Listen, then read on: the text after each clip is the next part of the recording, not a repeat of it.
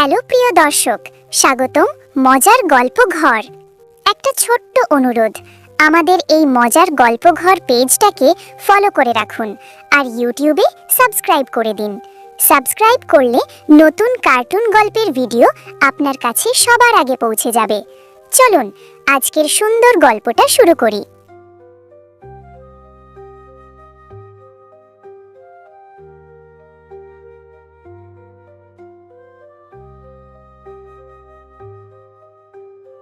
গ্রামের নাম শালবন। চারদিকে তালগাছ, বাঁশঝাড়, কুয়াশায় ঢাকা ভোর।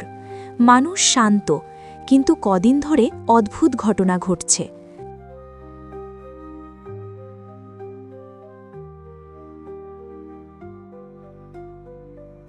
শালবনের মানুষজন বলাবলি করছিল, রাতে কার যেন ছায়া দেখা যায় পুরনো শ্মশানের পাশে। গরু ছাগল অসুস্থ হয়ে পড়ছে, শিশুদের জ্বর উঠছে হঠাৎ করে।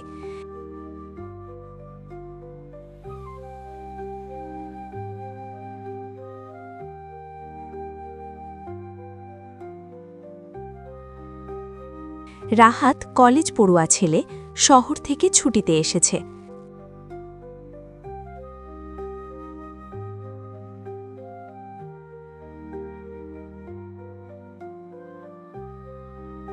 মা, এই গ্রামে কি হচ্ছে? সবাই এত ভয় পাচ্ছে কেন? বাবা, মানুষ বলে কালো জাদু শুরু হয়েছে। নতুন এক লোক এসেছে, নাম কাদের ফকির। রাহাত এসব বিশ্বাস করে না, কিন্তু সেদিন রাতে সে নিজেও দেখল বাঁশঝাড়ের পাশে লাল আলো জ্বলছে।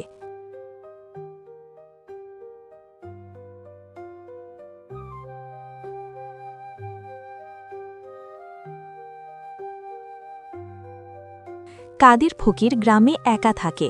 তার কুড়ে ঘরের সামনে শুকনো লাল ফুল, কালো কাপড় ঝুলছে। লোকটা কারোর সঙ্গে মেশে না, চোখ দুটো অদ্ভুত, কথা কম বলে।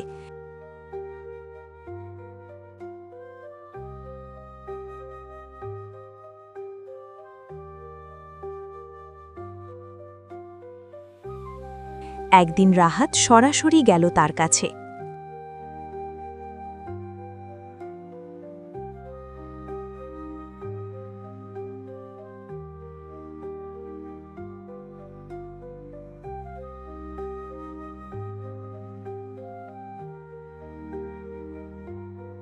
আপনি কি কালো জাদু করেন? জাদু বলে কিছু নেই বাবা, মানুষই ভয় তৈরি করে। কথা শুনে শান্ত লাগলেও তার চোখে যেন অন্য কিছু লুকিয়ে আছে।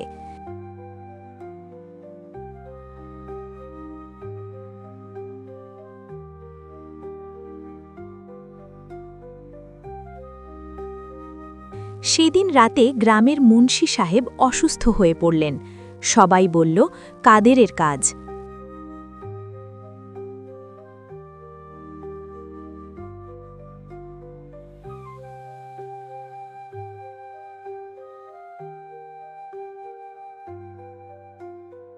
রাহাত সিদ্ধান্ত নিল সত্য জানবেই।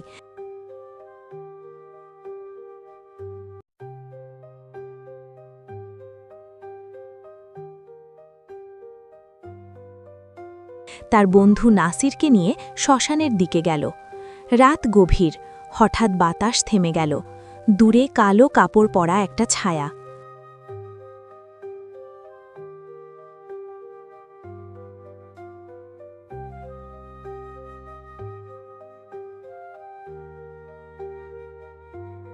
চল ফিরে যাই। না, আজ জানতেই হবে।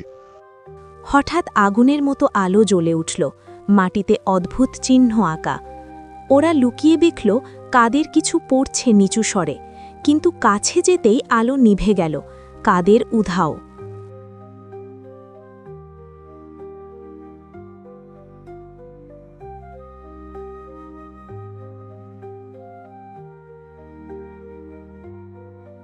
পরদিন খবর এলো, স্কুলের শিক্ষক হঠাৎ অজ্ঞান হয়ে পড়েছেন। সবাই এক সুরে বলল, এটা কালো জাদুর ফল। গ্রামের মুরব্বীরা বৈঠক ডাকলেন।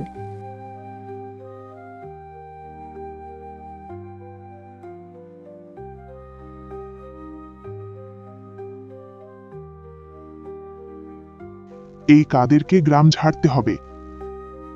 কোনো প্রমাণ আছে? শুধু সন্দেহে কাউকে তাড়ানো ঠিক না। লোকজন রেগে গেল। রাহাত একা হয়ে পড়ল।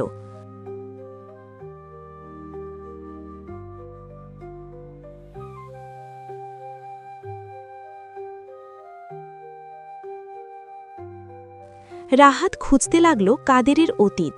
জানতে পারল সে একসময় স্কুলের শিক্ষক ছিল। স্ত্রী সন্তান আগুনে পুড়ে মারা যায়। তারপর সে একা হয়ে যায়।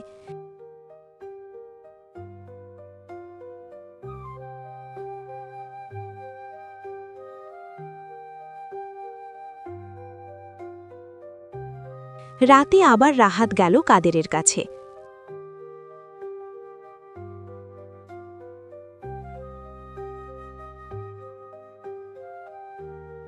আপনি সত্যি বলেন, এসব করছেন কেন?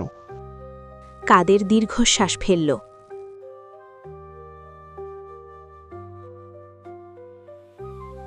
আমি কাউকে ক্ষতি করিনি। আমি শুধু মৃতদের জন্য দোয়া করি। এই শ্মশানে আমার পরিবার শুয়ে আছে। রাহাত স্তব্ধ। তবে লাল আলো, অদ্ভুত চিহ্ন।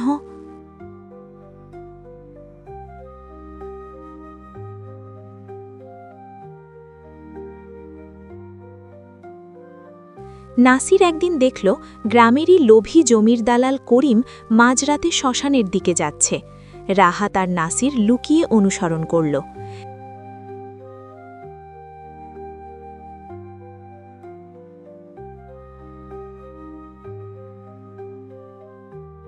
দেখল করিমই মাটিতে অদ্ভুত চিহ্ন আঁকছে, গরুতে বিষ মিশিয়ে দিচ্ছে।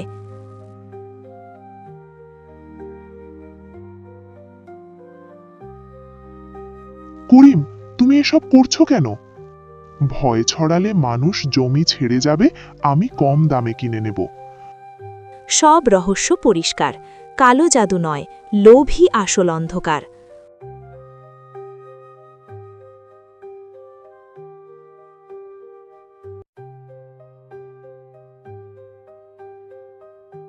পরদিন গ্রামের বৈঠকে রাহাত সব বলল।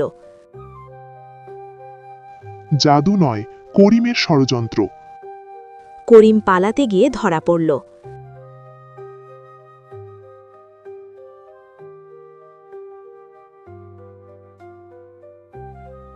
মানুষের ভয়ই সবচেয়ে বড় জাদু।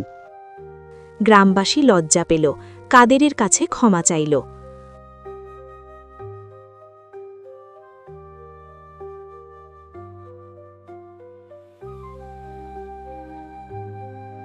নাসির করিমটি আইনের হাতে তুলে দেওয়া হল। শালবনে আবার শান্তি ফিরল। কাদের ধীরে ধীরে মানুষের সঙ্গে মিশতে শুরু করল। একদিন কাদের বলল, আমি চলে যাব অন্য কোথাও, কিন্তু মনে রেখো, অন্ধবিশ্বাস অশুভকে শক্তি দেয়। আপনি থাকুন, আমরা আর ভয় পাব না। কয়েক মাস পর শালবন আগের মতো শান্ত। মানুষ বুঝেছে কালো জাদু বলে কিছু নেই, আছে মানুষের লোভ আর ভয়।